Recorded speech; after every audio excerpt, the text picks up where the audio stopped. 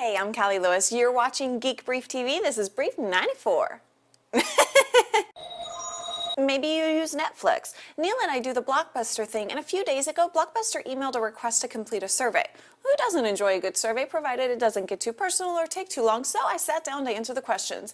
It was all standardy-danderdy until we got to a Likert scale page that interspersed perfectly reasonable statements with statements that seemed to be more about evaluating our sanity than our movie habits. Statement number 1, I read books if they're related to movies.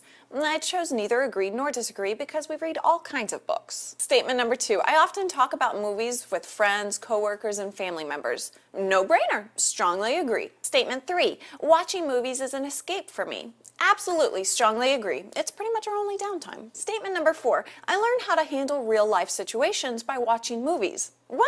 Of course not. Who does that? Strongly disagree. Statement number 5, movies help me forget about the day's problems. Sure, I agree with that. Statement number 6, movies are my favorite form of in-home entertainment. Well, there is one thing we like better, but that's private, so strongly agree. Statement number 7, I enjoy talking about movies with friends, coworkers, and family members. We're getting repetitive here, but yes, I strongly agree. Statement 8, I would love to be an actor in a movie. Keyword a movie. Who wouldn't want to be in a movie? Agree. Statement number 9, here's where the real psych evaluation begins. I would love to meet the characters of certain movies. The characters? Are you kidding me? Blockbuster is seriously asking if I would like to meet fictional characters of certain movies. No, I'm not insane. I strongly disagree. As you'll note on the graphic, I actually answered disagree because you always want to leave room for the hypothetical. Statement 10, I get ideas from movies about how to interact in my own life. Maybe when I was 10. Strongly disagree. Statement 11, I often buy clothing styles that I've seen in movies. Technically, Neil picks out my clothes because I was such a tomboy, but yes, he buys my clothes based on what he likes in movies. Currently, the trend is Jennifer Aniston from Along Came Polly and Bruce Almighty. Too complicated. Neither agree nor disagree. Statement number 12, I like to imitate the gestures and facial expressions from the characters in certain movies. Again, not insane. Strongly disagree. Statement number 13, I usually remember the names of the actors and directors from the movies I watch. Of course, I live in the celebrity-obsessed 21st century. Agree. Statement number 14, I try to speak like the characters in certain movies. What? Strongly disagree. I felt bad about answering that way after we saw Borat. Very nice. Statement number 15, I have objects that relate to certain movies I like, posters, books, etc. Unless you count Harry Potter books, strongly disagree. I think I should take away the strongly though. Statement number 16, I find myself saying phrases from movies when I interact with people. Very nice. Strongly disagree. Statement number 17, I relate what happens in certain movies to my own life.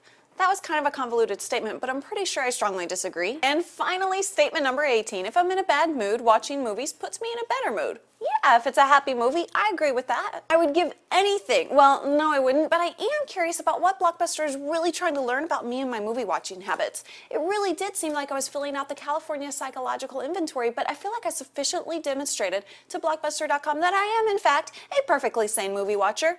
King in the castle, king in the castle. I'm Callie Lewis, and back by popular demand, the Thick Man. Who are you and what are you doing in my room? I'm the fella you called. Well, actually, you call my agency, they call me, but that's just minutia. You have some sort of dilemma? Why, yes I do. What is it, doll? Well, I have this killer web 2.0 idea and I don't know how to start. Can you help? Indeed. Mind if I sit? Oh, of course. I'm sorry. Make yourself comfortable. In my experience in this crazy world, a good idea starts with a good name. What are you going to call it? Well, I don't know. I have some ideas based on the concept. Then here's what you need to do, kid. Go to GoDaddy.com on the internet. GoDaddy? Yeah, but watch how you say it, doll. You could get a fella riled up. Maybe I wouldn't mind getting a fella like yourself a little riled up, Mr. Call me GB. Now I gotta go use this code when you check out. They'll give you 10% off your order. GB1, is this your personal code, GB? Yeah, and I don't give it to just anyone. Now I gotta see a man about a situation. Excuse me, doll, and have a good day. But wait, GB, I have more questions. And I have more answers, but they'll have to wait for another time and another place.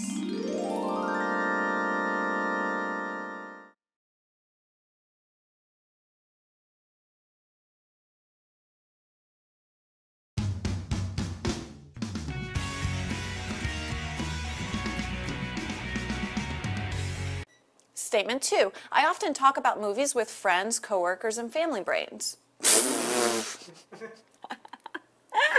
I'm sorry. Statement number 9, here's where the real Sack of eight. Sack of eggs. Sack of eggs. Psych evaluation. That makes perfect sense. Podshow is getting ready to kick some serious butt. Or bum, depending on your location. With the launch of btpodshow.com and Podshow Plus 2.0. That's right, folks. In just a few days' time, you'll be able to enjoy the following Podshow podcast with your American light beer or your good old English cup of tea. Either way, we know you'll like it. Enjoy.